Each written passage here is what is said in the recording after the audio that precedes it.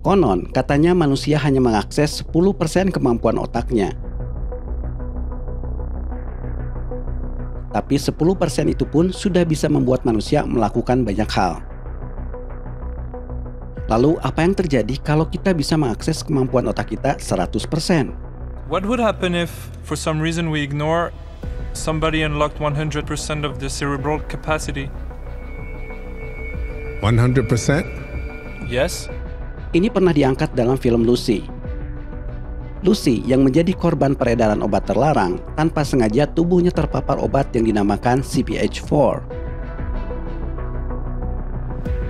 Obat itu membuat Lucy bisa meningkatkan kapasitas otaknya secara bertahap dari 20%, 50%, sampai 100%. Lalu apa yang terjadi?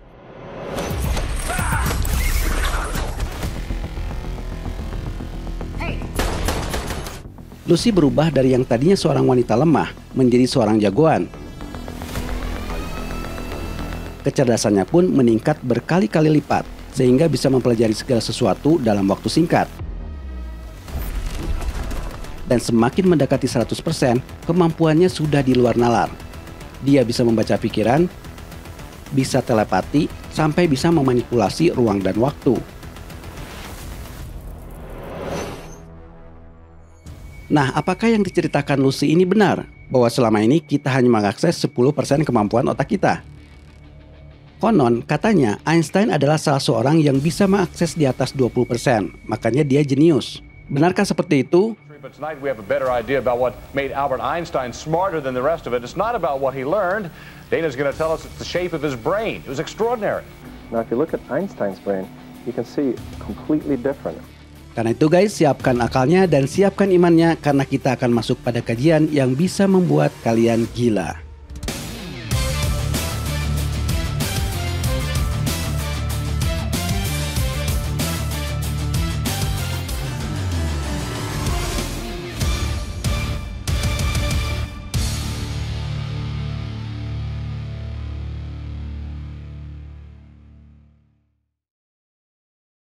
Albert Einstein may have been the world's greatest genius, but what made him so smart? Tonight, CBS 4's Dr. Sean Caniff shows us the bizarre story of what happened to Einstein's brain after he died.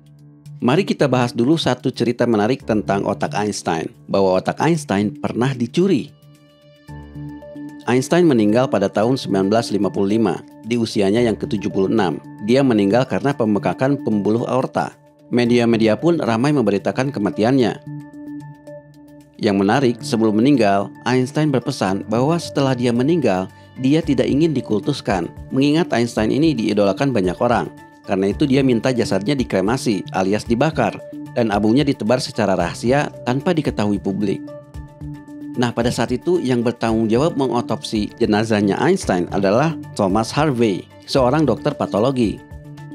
Saat mengotopsi, Dr. Harvey sangat penasaran dengan satu hal, yaitu otaknya Einstein. Dia penasaran apakah kejeniusan Einstein ada hubungannya dengan anatomi otaknya.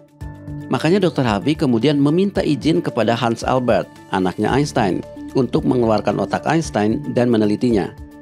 Hans mengizinkannya dengan catatan harus selesai saat otopsi, dan setelah itu otaknya harus dikembalikan untuk dikremasi bersama tubuhnya. Namun apa yang terjadi? Diam-diam Dr. Harvey tidak mengembalikan otaknya. Dia malah menyimpan dan membawanya pulang tanpa seizin keluarganya dan tanpa sepengetahuan siapapun. Dan dia menyimpannya selama 23 tahun tanpa ketahuan. Hingga 23 tahun kemudian, yaitu pada tahun 1978, seorang jurnalis bernama Stephen Levy curiga bahwa otak Einstein masih ada. Dia membaca buku biografi Einstein yang ditulis oleh Ronald Clark. Di buku itu disebutkan bahwa Einstein sendiri pernah meminta otaknya diawetkan untuk dipelajari. Maka pertanyaannya, di mana otaknya Einstein? Clark said that Einstein wanted his brain preserved for study. And Michael wondered, what happened to the brain? He never heard about it. So he looked at every medical journal he could find and he looked for any publication, couldn't find a thing. Maka Stephen Levy pun melakukan penelusuran untuk mencari keberadaan otak Einstein. Dari informasi yang ia dapat dari rumah sakit Princeton tempat Einstein diotopsi, yang terakhir melihat jasadnya Einstein adalah Dr. Harvey. Sayangnya Dr. Harvey menghilang sejak saat itu. So I started my research, the place you're looking at now, Princeton Hospital. I went to Walter Seligman, the vice president, who confirmed the autopsy took place and the brain was removed by Dr. Harvey. But he said Dr. Harvey had left long ago, taken all the records with him, and he had no idea where he was. Untungnya ada seorang dokter yang pernah bertemu Dr. Harvey. Dia melihat Dr. Harvey membawa sampel otak Einstein dan memintanya untuk menelitinya. It's Einstein's brain.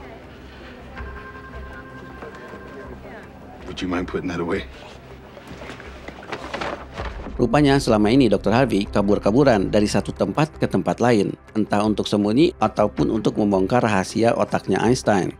Nah, dari dokter itulah Stephen Levy akhirnya bisa menghubungi Dr. Harvey. That night I dialed the number, and an answer came, and I said, "Is this the same Dr. Thomas Harvey who worked at Princeton Hospital in 1955? And there was a pause, almost as if the person was deciding whether to answer or not. Pada awalnya Dr. Harvey menolak untuk diwawancara, namun pada akhirnya dengan bujuk rayunya Stephen Levy, akhirnya Dr. Harvey mau bicara. And that next morning, it was a Saturday morning, very rainy morning, I took a taxi from my hotel to the lab where Dr. Harvey worked. Betapa kagetnya Stephen Levy karena otak Einstein disimpan selama ini oleh Dr. Harvey dalam 2 toples besar yang sudah diisi zat pengawet. Dan otak Einstein sudah dipotong-potong menjadi 240 bagian. Dr. Harvey juga menyimpan lusinan foto otak Einstein dari berbagai angle saat otaknya masih utuh. And in there, I could see like a pinkish conch-shaped mass, sort of a chunk of gray spongy matter, and some things that look like bloated dental floss. And he puts it down and said, "Here's Einstein's cerebellum. This is a chunk of his cerebral cortex, and these are, the brain aorta." Berita ditemukannya otak Einstein pun viral. Dan pada akhirnya Dr. Harvey harus menyerahkan otak Einstein pada museum. Dan berbagai penelitian pun mulai dilakukan. Nah, sekarang kita bahas apa yang dikatakan para peneliti tentang otaknya Einstein. Penelitian pertama datang dari Sandra Wittelson, pakar otak dari Kanada. Dari fotonya yang diambil Dr. Harvey, ternyata otak Einstein relatif lebih kecil dibandingkan otak manusia pada umumnya. Tapi yang menarik, bagian belakang otak Einstein yang disebut lobus parietal ternyata 15% lebih lebar dari otak normal. Now, if you look at Einstein's brain, you can see completely different. This is relatively narrow. This is normal human. All the brains I've ever looked at are like this. Einstein's brain was amazingly wide. Dan di bagian ini terdapat area yang berhubungan dengan kemampuan visual dan spasial. Maka kata Dr. Sandra Wittelson, inilah yang menyebabkan Einstein punya kemampuan visual saat memecahkan persoalan-persoalan fisika dan matematika, seperti saat dia merumuskan teori relativitas umum dalam 4 dimensi. What my own work has been involved in is not just the anatomy of the brain, but how it supports cognition. The blue area, visual interpretation, that's very important for visual imagery, and that is also the region that one would expect was crucial in Albert Einstein's thinking when he was developing the theory of relativity. Yang menarik lagi, pada otak normal biasanya terdapat garis pemisah yang disebut Sylvian fissure. Garis ini memisahkan otak bagian atas dan bagian bawah. Anehnya, pada otak Einstein justru garis pemisah ini terputus, sehingga bagian otak yang berhubungan dengan visual tadi lebih lebar lagi. Makanya tidak heran kalau Einstein sangat imajinatif. Bahkan hampir semua teori-teorinya dihasilkan tanpa eksperimen di dunia nyata, tapi dia melakukannya di dunia pikiran, atau yang sering disebut thought experiment. Picture, if you will, the vastness of space, and through it, a framework of invisible lines, like wire mesh supporting a pillar of concrete. Yet, unlike rigid wire, this gridwork is curved. He actually, in his own writings and his biographers, have quoted him saying how he doesn't think in words, but he thinks in pictures, he thinks in images. Itu baru penelitian pertama. Penelitian kedua datang dari Dr. Marion Diamond, pakar otak dari Amerika. Dia menemukan bahwa sel glial Einstein ternyata lebih banyak dari otak normal. Sel glial adalah sel yang berfungsi memberikan nutrisi pada sel saraf, sekaligus melindunginya. Sehingga sel glial ini penting peranannya dalam memaksimalkan kerja saraf. Glia actually refers to glue. The way they were originally defined is the glue of the nervous system. If any of these cells become dysfunctional, that will impact neurons as well, and neurons will also become dysfunctional. Maka kata Dr. Marian, inilah yang menyebabkan Einstein lebih unggul dalam menyerap dan mengolah informasi. So we were using the data that we had accumulated over the years on experimental work to hypothesize that Einstein might have more glial cells than the average male. Penelitian lain juga menyebutkan bahwa corpus callosum Einstein ternyata lebih tebal. Corpus callosum adalah bagian otak yang menghubungkan otak kiri dan otak kanan. Sehingga dengan tebalnya corpus callosum ini, maka komunikasi antara kedua belah otak Einstein lebih cepat. Ini mungkin yang menyebabkan Einstein bukan hanya pandai secara sains, tapi dia juga pandai memadukannya dalam seni. Einstein itu seorang pemain biola. Yang menarik, alasan dia terus bermain biola katanya karena itu membantunya untuk berpikir.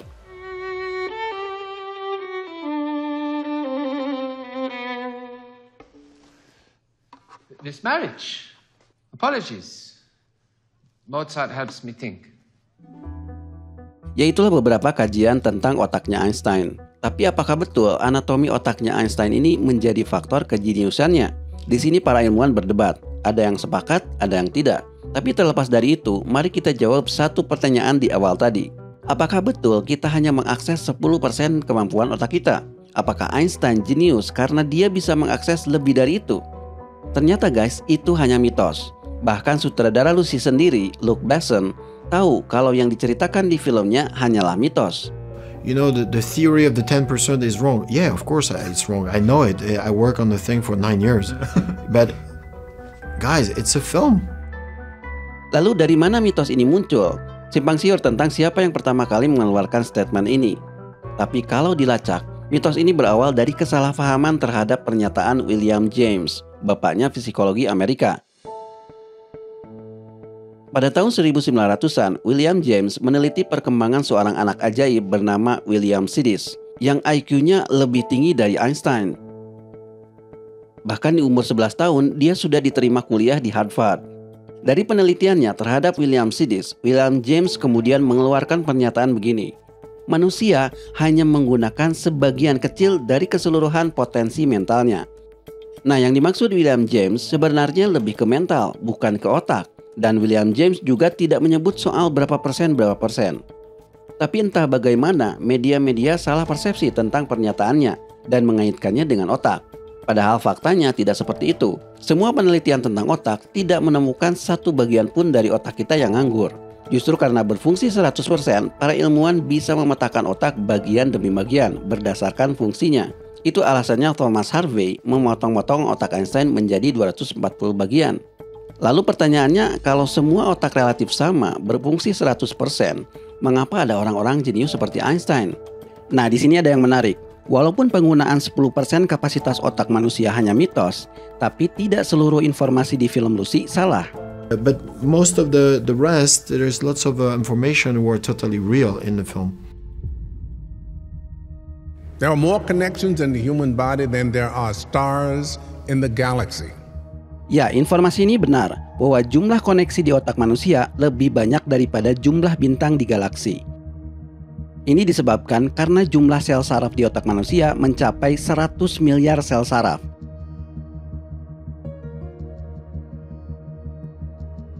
Dan setiap sel saraf bisa terkoneksi dengan ribuan sel saraf lainnya, membentuk jaringan saraf yang kalau ditotal-total mencapai 100 triliun koneksi, bahkan lebih. So the brain connections link various parts of the structure to each other, but those are made up of hundreds and thousands of connections from individual neurons. Lalu apa arti sambungan-sambungan atau koneksi di sel saraf ini? Mereka mewakili memori dan proses belajar kalian. Jadi ketika kalian mempelajari sesuatu yang baru, maka koneksi yang baru akan terbentuk. Perhatikan bagaimana koneksi sel saraf pada bayi bertambah seiring waktu. Dan perhatikan ini adalah rekaman di bawah mikroskop, bagaimana dua sel saraf saling membuat koneksi. What you're looking at here are two neurons under the microscope that I've filmed. And if you wait really patiently, you'll be able to see them connecting to one another. Inilah yang terjadi pada otak kalian ketika otak kalian mendapat stimulus. Contohnya ketika kalian menonton video ini, atau sedang membaca buku, atau belajar apapun. Dan koneksi ini akan semakin kuat dan bertambah ketika kalian melakukannya berulang-ulang, dan otak kalian akan semakin efektif untuk berpikir. Ingat, jumlah triliunan koneksi tadi baru potensi. Berapa banyak koneksi yang sudah terbentuk di otak kalian tergantung seberapa banyak otak kalian mendapat stimulus. We're born with as many neurons and as many connections as you're going to need. They can go from any spot of the brain to every spot with as many connections as possible. And that's a brilliant design by Mother Nature because it gives us this incredible amount of possibilities for the future. Nah, ketika otak kalian sudah mendapat banyak stimulus, lama-kelamaan struktur otak kalian sendiri akan berubah, atau dalam kata lain, mengalami upgrading. Nah, dalam kajian neuroscience, fenomena ini disebut efek plastisitas atau neuroplasticity. Artinya, otak itu tidak statis, tapi plastis, bisa beradaptasi tergantung seberapa sering kalian menggunakannya. Inilah yang terjadi pada otak Einstein. Bisa jadi otaknya tadinya normal, tapi karena terlalu sering berpikir tentang sains atau terlalu banyak memikirkan hukum-hukum alam, struktur otaknya pun turut berubah. What brain plasticity emphasizes is that if we look at a single neuron, a single cell in the brain, and we realize that with continuous stimulus, and this stimulus can be anything, an emotion, a feeling, a behavior, a habit, an exercise, an experience, the repetition of the experience, the repetition of the stimulus would cause a phenomenon known as neurogenesis. And what neurogenesis means is the creation of new neurons when there was none before.